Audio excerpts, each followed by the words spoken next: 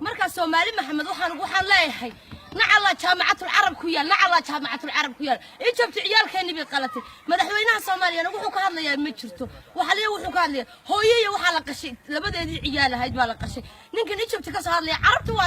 waa sida anagu Soomaali baan Afrikaan baan Arab mani nacalad ba Arabta iyo wixii sheegataba ku yaal ilmaha yar nin kasta ay hooyadii iyo aabihii iyo asalkii ha eego ciyaalka yar yar lagu qashay Egypt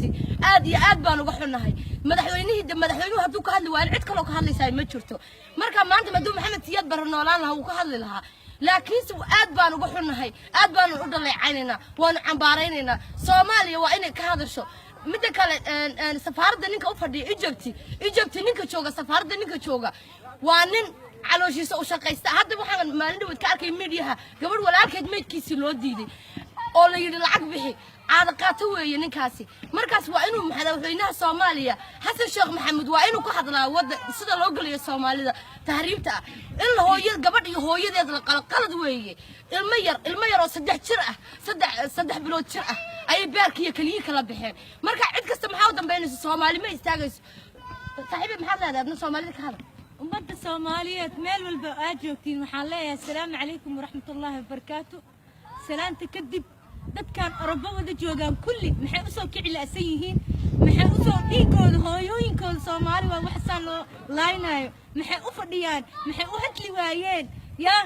maxaan igu dhacay Soomaali ummad walba ee Soomaali ee tahay maanta waxaan idin leenahay dhiigiina aaway hooyadiina Soomaali waa wax hala mudaharaado soo wada baxay Afrika iyo Aasiya iyo Asia America laga mudaharaado Arabta lagu mudaharaado jaamacatu Arab manihin Soomaali baan Afrikaan baan nacala jaamacatu Arab iyo Arab oo dhan ku yaal Soomaalidii bay qasheen ciyaal bay qasheen waxa leeyahay yihiin ma jirto Soomaali Maxamedna kama hadlayso Soomaali Maxamed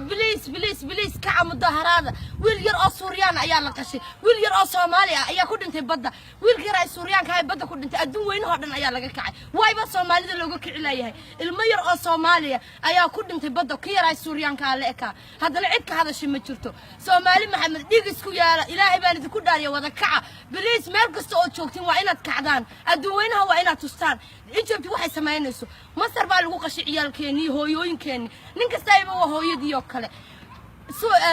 Libya Soomaalida ku xiran yani kam cadad fooq yani aqligaagu ma keeni karayo markaas waxaan leeyahay Soomaali Maxamed dhig isku yaala gabadhan Australia ka soo hadlaysana way quman tahay nimankan dhaleecaynayna ay dhalay way waxaan maleynayaa dilaalin inay ka yihiin dadka ma taqaanay Soomaalida la qalanayo dadka dilaaliya in ayaga yihiin baan u maleynaya marka waan ka xumahay weerka casmaanta waxa la wataa weerka cas waxaan maanta la wataa dharka cas waxaan la xidhanahay maanta dhiigii Soomaalida weeye marka Soomaalida in meel kasta lagu qala ma ogolaanayna Xasan Sheekh Maxamuud madaxweynaha Soomaaliya president wuxuu ka yahay ka hadlo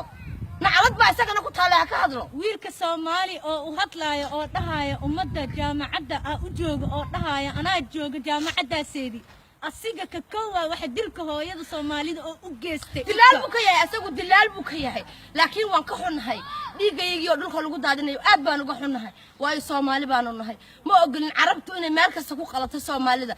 maanta waa ayaan daro yani in isbaar la inoo dhigto kaliyaheeni iyo beerkeeni in isbaar Soomaali meel loo dhigto hooyada la qalayo dhiig miyay lahayn Soomaali Maxamed dhiigiina halku tagay Mareykan baad iska celiseen maanta ma Arab baad iska celin laadiin mid kale Xasan Sheekh Maxamuud madaxweynaha Soomaaliya ayaan la hadlayaa waxa leeyahay wuxuu ka faa'iido yahay ma jirto madaxweynaha Soomaaliya calooshiisa u shaqaysta ha ka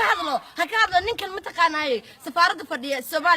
Soomaaliya ee Egypt fadhiya nacalad ba aabihii iyo hooyadii ku taala waxa wuxuu ka macnayahay ma jirto Soomaali meel kasta oo joogto oohin iyo uqube iyo calool xumo ay ku joogtaa Yurub haday soo galaan kaamamka ay ku qurmeen waxa wax loo tarayaa ma jiro sharci lama siinayo meel kasta waxa lagu dacaysay waa annaga isdhignay waayo Soomaaliya please waa inaad banaan baxdiin waa inaad dibadaha u soo baxdiin waa inaad Australia America Yurub meel kasta oo joogtiin Afrika Aasiya waa inaad ka hadashiin Egypt waxanay sameeyay